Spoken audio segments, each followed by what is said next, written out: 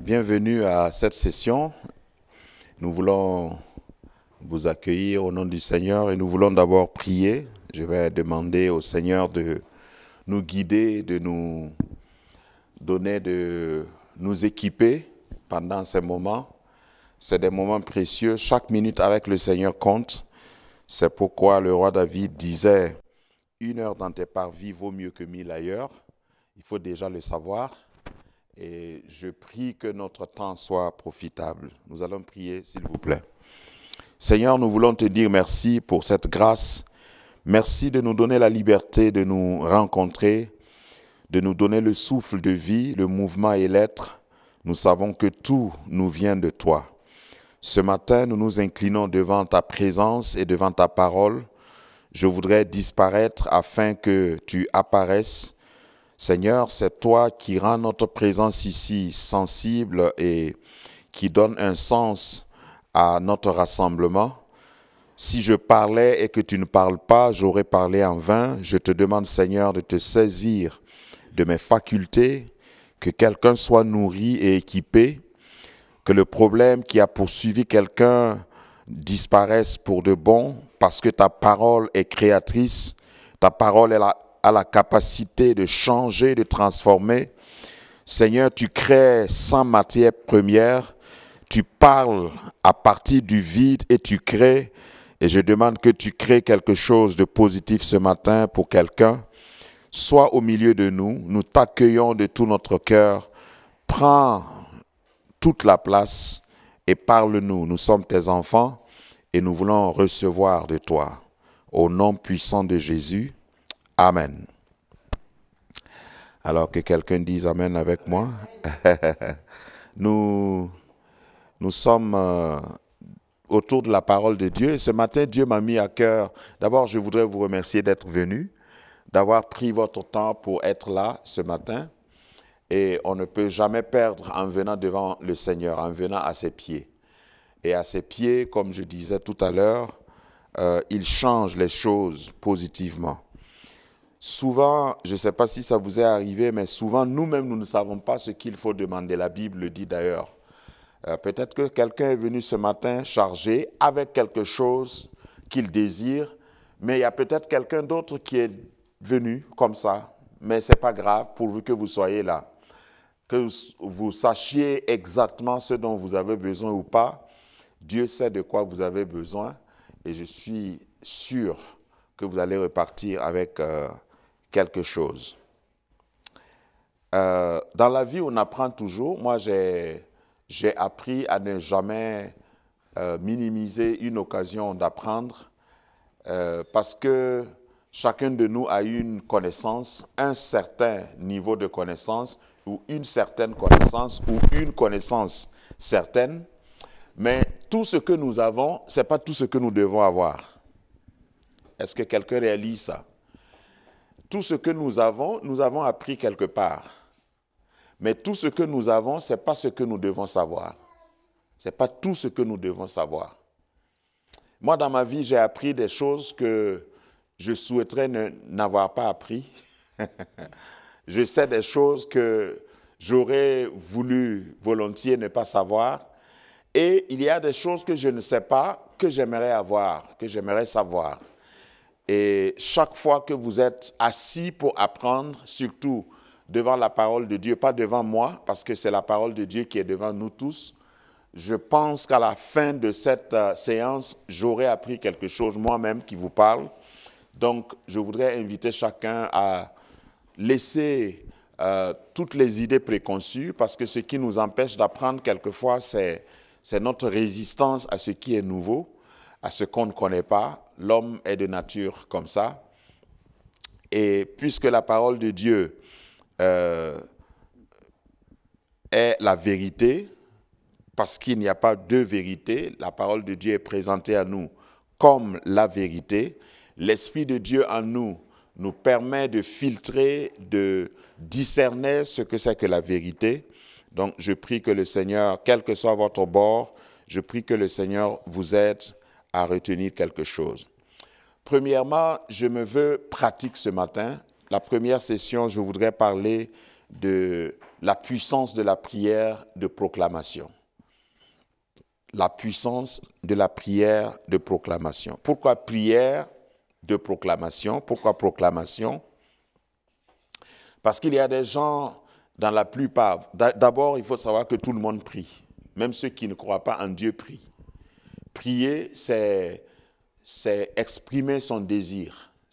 Prier, c'est exprimer un souhait. Par définition simple, prier, c'est simplement dire ce qu'on sent, ce qu'on désire. Et dans toutes les religions, les gens prient. Souvent, les chrétiens pensent qu'ils sont ceux qui prient le plus, mais ce n'est pas vrai. La réalité est tout autre. Les musulmans prient 5 fois par jour. Les juifs prient 3 fois par jour régulièrement. Un bon juif, au moins 3 fois par jour, en référence à Daniel qui priait 3 fois par jour. Il y a des chrétiens, si vous leur demandez combien de fois ils prient, ils peuvent vous dire « je prie tout le temps », mais ça veut dire qu'ils ne prient pas du tout. Mais prier, c'est humain. L'homme est créé pour être en relation avec Dieu. Et il n'y a pas un homme, même ceux qui se disent athées. D'ailleurs, j'ai un de mes professeurs d'école biblique qui disait, il a d'ailleurs écrit un livre, qui disait « il faut beaucoup de foi pour être athée ». Quand vous êtes athée, c'est que vous avez beaucoup de foi.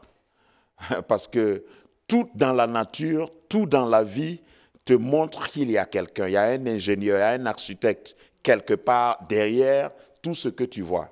Donc, pour être athée, il faut être vraiment fort dans la foi pour croire que tout existe par hasard. Pour croire que tes cheveux, la couleur de tes yeux, que tout ça, c'est par hasard. Hein, c'est sorti de nulle part. Là, il faut beaucoup de foi, plus que celui qui a la foi, pour croire que tout existe par hasard. Donc, tout le monde prie, c'est ce que je voulais dire. Mais ce n'est pas tous ceux qui prient qui ont des prières efficaces ou qui ont des réponses à leurs prières. Le tout n'est donc pas de prier, mais il faut prier selon Dieu. Il faut prier d'abord directement à Dieu, connaître son adresse, parce que si vous écrivez à quelqu'un une lettre, le tout n'est pas de savoir dire ce que vous voulez dire dans la lettre, le tout n'est pas de bien articuler, le tout n'est pas de parler un très bon français en écrivant, mais si vous ne connaissez pas l'adresse de la personne, vous n'aurez pas la réponse à votre lettre et votre lettre ne parviendra pas au bon port. Donc, prier, c'est bien, mais comment prier si dans la parole de Dieu, Jésus a consacré tout un chapitre, Matthieu chapitre 6, pour montrer à ses disciples comment prier, parce que Jésus priait. Et pour moi, la définition de la prière, justement selon Matthieu 6, c'est de s'aligner avec la volonté de Dieu. S'aligner avec la volonté de Dieu. Et il faut d'abord connaître la volonté de Dieu pour pouvoir s'aligner dessus. Dans Matthieu chapitre 6, Jésus a enseigné une prière qui était une réponse à la requête de ses disciples. Un jour, je crois que c'était suite à un constat, les disciples de Jésus ont constaté que Jésus avait toujours la réponse à ses prières. Pour ceux qui connaissent leur Bible, devant la tombe de Lazare, Jésus a dit quelque chose qui choque plus d'un chrétien. Il a dit « Père, je te loue parce que tu m'exauces toujours. » Et je voudrais faire un petit test. Je ne sais pas s'il y a quelqu'un qui peut lever la main et dire « Dieu exauce toujours à mes prières. » Est-ce qu'il y a une main? Toujours. Dieu exauce toujours à mes prières. Et le mot « exaucer » ici veut dire « il fait ce que je lui demande ». Alors, je reformule bien pour que les mains se lèvent encore. Est-ce que tout ce que vous avez toujours demandé, Dieu a toujours exaucé? Positivement, en vous donnant exactement ce que vous avez demandé. Parce que c'est ce que Jésus voulait dire. Il s'arrête devant la tombe de Lazare, il dit « Père, je te prie parce que tu m'exauces toujours, mais au fait, ce n'est pas pour moi, mais c'est pour les gens qui me regardent. Parce que moi, je sais qu'entre toi et moi, il n'y a pas de problème. Hein? Toute modestie, toute réserve observée, je ne pense pas que parmi les chrétiens, même les plus fidèles, les plus zélés, Quelqu'un peut dire, moi, tout ce que je demande à Dieu, il me donne. Parce que justement, nous demandons, la Bible dit que quelquefois nous demandons ce qui ne correspond pas à la volonté de Dieu. Dieu répond, mais il n'exauce pas. Dieu répond toujours à nos prières, mais il n'exauce pas nos prières, parce que exaucer, c'est autre chose. Répondre, c'est dire non, par exemple. Mais exaucer, c'est dire oui, je te donne. Seigneur, est-ce que tu peux me donner 1 milliard là dans mon compte d'ici midi? Tu me transfères ça à tel compte, et puis Dieu dit oui tout de suite, mon fils. C'est ça, exaucer. Mais quand Dieu dit pourquoi, ça veut dire qu'il a répondu à ta prière, à ton appel, mais il n'a pas exaucé. Donc on est clair là-dessus. Donc il est important de savoir comment prier, et il est surtout important de savoir comment prier pour être exaucé, pour recevoir la réponse. Parce que nous avons des jeunes enfants, des enfants mignons parmi nous qui courent partout. Un enfant vient toujours vers son père ou sa mère pour demander. Il sait qu'il va avoir une réponse, mais il sait que la réponse peut être non, oui ou non. Ça serait intéressant que chaque enfant sache comment faire pour que papa dise oui. Si je savais comment faire pour que Dieu me dise oui tout le temps, j'allais même arrêter la séance et aller me cacher et dire à chacun de payer avant de me consulter. Parce que ce serait un secret. Mais Dieu répond toujours, mais il n'exauce pas. Mais comment faire pour être toujours exaucé, comme Jésus a dit? Donc il doit avoir un secret. Il doit avoir un principe à observer. Le premier principe à observer, c'est de savoir quelle est la volonté de Dieu. Parce que la définition de la prière biblique, c'est permettre à sa volonté de s'aligner à la volonté du ciel. La Bible dit, vous priez et vous ne recevez pas, ou vous demandez et vous ne recevez pas, parce que vous demandez mal. Et dans Matthieu chapitre 6, revenant à notre passage, les disciples ont remarqué que Jésus était toujours exaucé. Donc ils viennent dire à Jésus, Seigneur, enseigne-nous à prier. La prière, c'est quoi? Comment est-ce que nous pouvons prier pour être exaucés toujours comme toi? Et Jésus dit, et je crois que nous pouvons le réciter ensemble, notre Père qui est aux cieux. En d'autres termes, cette première phrase dit, notre Père qui n'est pas sur la terre, où est votre Père? Parce qu'il y a beaucoup de gens qui prient un Dieu qui est quelque part, un Dieu qui a besoin lui-même d'être aidé. Il y a des dieux qu'on aide, il y a des dieux qu'on a plantés quelque part. Bon, moi je viens de l'Afrique, il y a des idoles qu'on met devant la porte. S'il pleut, il est là, il ne peut pas se cacher, il ne peut pas se mettre à l'abri. Il y a des dieux qu'on met dans la poche, des amulettes, et on manipule. Il y a des dieux manipulables. Il y a des dieux qui restent à la maison quand je voyage. Donc, c'est des idoles. Mais il faut, en s'approchant de Dieu, savoir qu'il n'est pas sur la terre, il n'est pas déterminé par les éléments naturels, il n'est pas limité par la nature. Notre Père qui est aux cieux. Et commencez d'abord par sanctifier son nom. Que ton nom soit sanctifié. Et il faut savoir que Dieu est roi. Troisième étape, que ton règne vienne. Le règne de Dieu, je vais m'attarder dessus avant de continuer, le règne de Dieu parle de l'essence même de Dieu. Dieu est roi. Dites avec moi, Dieu est roi. Parce que ce matin, on va proclamer beaucoup, je commence à vous entraîner, j'espère que ça ne vous dérange pas, qu'on dise des choses ensemble. Vous voyez, ce qui fait la force d'une armée, c'est de répéter des choses ensemble, chanter le matin ensemble, proclamer des choses ensemble, parce qu'ils y croient. Donc, Dieu est roi. Et il y a eu des rois en France. J'ai étudié un peu l'histoire de la France. Maintenant, on n'a que des présidents et des parlementaires. Mais un roi n'est pas voté. Est-ce que vous avez remarqué ça? Un roi n'est roi. Un roi n'est pas voté. Dieu n'est pas roi parce que toi tu es chrétien. Amen. Dieu n'est pas roi parce que toi tu es gentil. Dieu n'est pas roi parce que toi tu as décidé qu'il soit roi. Dieu n'est pas roi parce que tu sais, tu connais des chants chrétiens. Dieu n'est pas roi parce que tu lis ta Bible. Si tu veux, et j'espère que tu ne veux pas, si tu veux, arrête de prier, Dieu sera toujours roi. Si tu veux, arrête de venir à l'église, Dieu sera toujours roi. Avant ta première prière, Dieu était roi. Avant ton baptême, il était roi. Donc, il n'a pas commencé à être roi quand toi, tu as commencé à être bon. Dieu est roi. Que ton règne vienne. Et un roi a une volonté. Je suis en train de vous parler de comment connaître la volonté de Dieu afin d'avoir des prières efficaces. En s'approchant de Dieu, dans l'enseignement de Jésus, beaucoup de chrétiens pensent que c'est une récitation qu'il faut.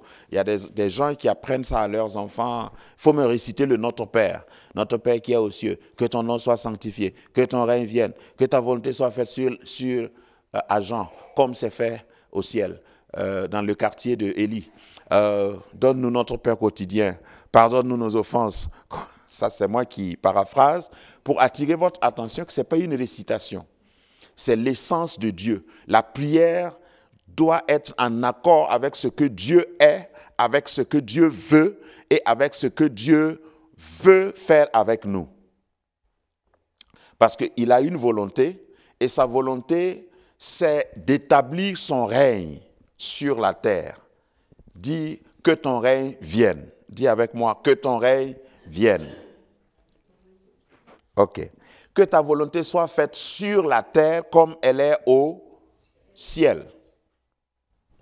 La terre, c'est où? C'est ici. Ok. Ça, c'est une très bonne réponse. La terre, c'est ici. La terre, c'est là où nous vivons. Mais toi-même, tu es fait de quoi? Quelle est la matière première qui t'a fabriqué joli comme ça? La poussière. Donc, lorsque je dis que ta volonté soit faite sur la terre, je ne parle pas seulement de la terre, je parle aussi de ça. Ma première terre, c'est ça. Hein? Peut-être que il y en a qui ne croient pas qu'ils sont de... Voilà. Si tu es assis à côté de quelqu'un, il faut lui dire « laisse ma poussière tranquille ». C'est pour te ramener, voilà, proche de ton origine. Que ta volonté soit faite sur la terre, comme au ciel. Parce que si nous ignorons cela, notre prière, ou lorsque nous disons ces choses, nous allons dire, oh, que ta volonté soit faite sur la terre, sur la terre, comme au ciel. En oubliant que la première terre, c'est moi. Je suis la première matière sur laquelle et dans laquelle la volonté de Dieu doit se manifester. Donc, l'enseignement que Jésus a donné est au fait une prière de proclamation. Une proclamation, bon, vous savez ce que c'est que la proclamation de l'indépendance. Nous proclamons des choses que nous connaissons, que nous croyons, et que la volonté du ciel soit faite aussi dans notre téléphone comme à la télévision. Amen. Je profite de chaque occasion pour tirer le maximum de... Donc, quand nous disons que la volonté de Dieu soit faite sur la terre comme au ciel, nous sommes en train de dire, Seigneur, je suis une terre prête à exécuter ta volonté. Est-ce que c'est vrai chaque fois que nous récitons le Notre Père?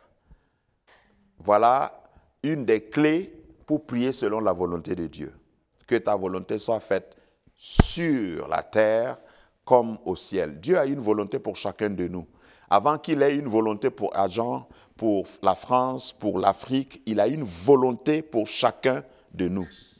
Et si nous sommes disposés à accepter la volonté de Dieu dans notre vie personnelle, nous allons voir que Dieu va commencer une collaboration. Au fait, la prière devient une collaboration entre nous et Dieu. C'est pourquoi Jésus pouvait dire, tu m'exauces toujours. Parce qu'il y a une collaboration, il y a un contrat entre toi et moi, papa. Et ce que je fais, c'est seulement ta volonté. Et il dira d'ailleurs plus tôt dans Jean, juste, me voici Père, pour faire ta volonté. Ma nourriture, c'est de faire la volonté de celui qui m'a envoyé. Donc, ça c'est l'étape de que ta volonté soit faite sur la terre comme au ciel. Et il faut savoir aussi que sa volonté ne se fait pas sur la terre pour que le ciel copie. Hein? La pièce maîtresse se trouve où? De la volonté de Dieu. Au ciel. Il faut que dans ma famille, il faut que dans ma vie, ce qui se passe dans ma vie soit le reflet de ce qui se passe au ciel. Ta volonté soit faite sur la terre comme au ciel. Et j'espère que quelqu'un ne va plus réciter le Notre Père machinalement après cet enseignement. Que ta volonté soit faite sur la terre comme au ciel. Donne-nous notre pain d'aujourd'hui ou notre pain quotidien. C'est assez profond parce que ce que tu as mangé hier, c'était bien, mais c'était la nourriture d'hier. Et chacun de nous sait probablement où se trouve ce que nous avons mangé hier. Ça ne se trouve peut-être plus avec toi ou en toi. Donc, il faut que chaque jour, Dieu nous donne quelque chose. Dieu nous donne ce dont nous avons besoin. Et j'ai besoin de force aujourd'hui pour ce que je dois faire aujourd'hui. Et la force dont j'avais besoin hier, peut-être, n'est pas celle dont j'ai besoin aujourd'hui. Donne-nous aujourd'hui notre pain quotidien. Pardonne-nous nos offenses comme nous pardonnons à ceux qui nous ont offensés. Ça, c'est l'étape où la plupart des chrétiens se condamnent. Parce que c'est ici on dit à Dieu de faire exactement comme nous faisons. Si tu n'as pas encore réfléchi sur ça. Nous disons à Dieu, pardonne-nous nos offenses comme nous pardonnons à ceux qui nous ont offensés. Seigneur, pardonne-moi comme j'ai pardonné à ma femme hier. Et si Dieu devait faire exactement ce que nous disons à ce niveau, ça allait être grave pour nous. En tout cas pour certains d'entre nous. Peut-être qu'il y en a qui réussissent à ce test. Mais lorsque je dis, Seigneur, pardonne-moi exactement comme j'ai pardonné à mon ancien patron, qui m'a triché. Seigneur, pardonne-moi exactement comme j'ai pardonné à, je n'ose pas dire, à mon ex. Si Dieu devait nous pardonner comme ça, on est mal barré, c'est sûr. Parce que chacun de nous a eu des offenseurs. Si tu n'as pas encore eu des offenseurs, c'est que tu ne vis pas depuis longtemps. Mais continue de vivre, tu me donneras raison un jour. Ceux qui nous offensent ont besoin tous de notre pardon et Dieu veut que nous les pardonnions.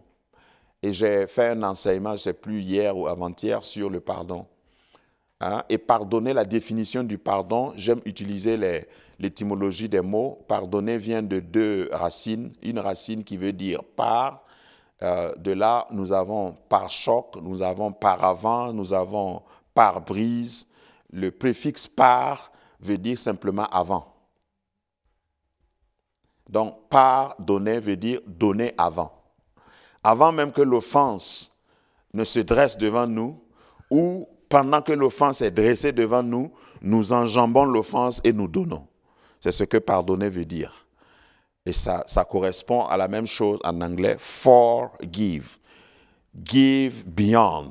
Donner au-dessus, donner par avant. C'est ce que pardonner veut dire. Parce que si vous attendez que l'offense soit ôtée avant de donner, vous n'allez jamais donner.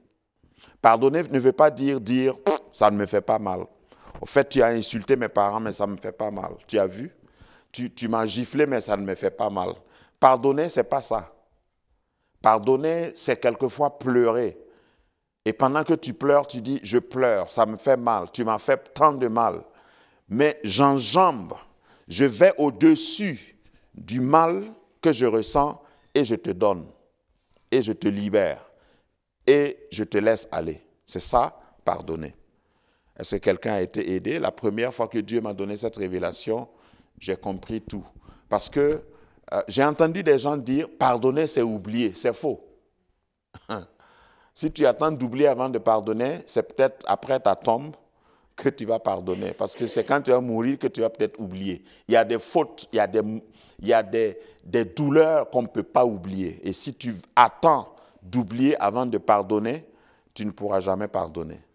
Il y a des choses, vous et moi, nous nous rappelons. Des choses qui nous sont arrivées quand on avait 5 ans et on se rappelle. On souhaiterait oublier, mais on ne peut pas oublier. Alors que Dieu dit de pardonner. Pardonner, c'est donner à l'avance. Et je m'amuse avec toujours cette analogie pour dire que pardonner, c'est comme quand vous sortez le matin avec votre voiture et puis vous avez quand même... Vous avez remarqué que toutes les voitures ont des pare-chocs, des pare-brises. Mais est-ce que c'est parce que le fabricant a dit « certainement tu vas faire un accident, donc je mets un pare-choc » ?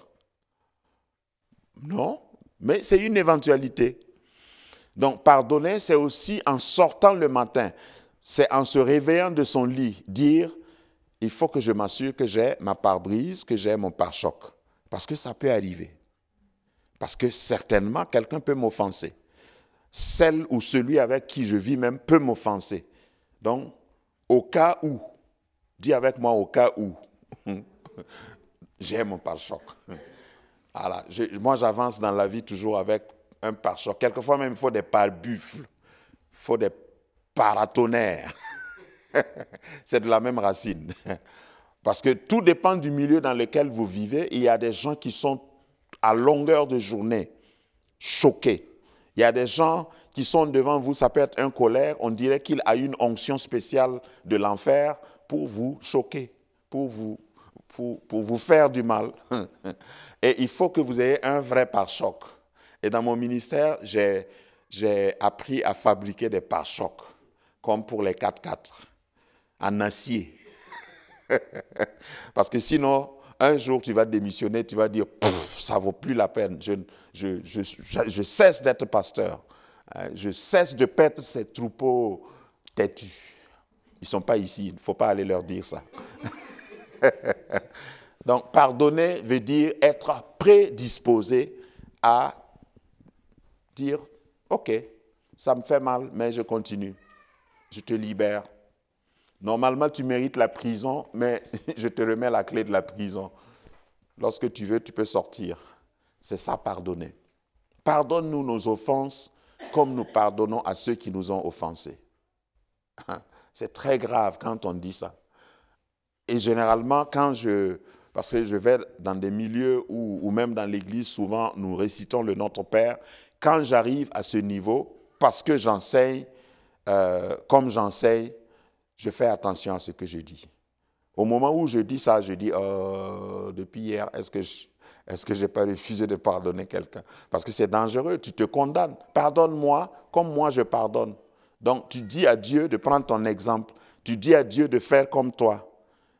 Alors que depuis le début, on disait à Dieu de faire sur la terre ce qui se trouve au ciel. Que sa volonté se fasse ici comme ça se passe au ciel. Et au niveau du pardon, on dit fais comme moi je fais. Donc, faites attention quand vous arrivez là. Et pardonne-nous nos offenses comme nous pardonnons à ceux qui nous ont offensés.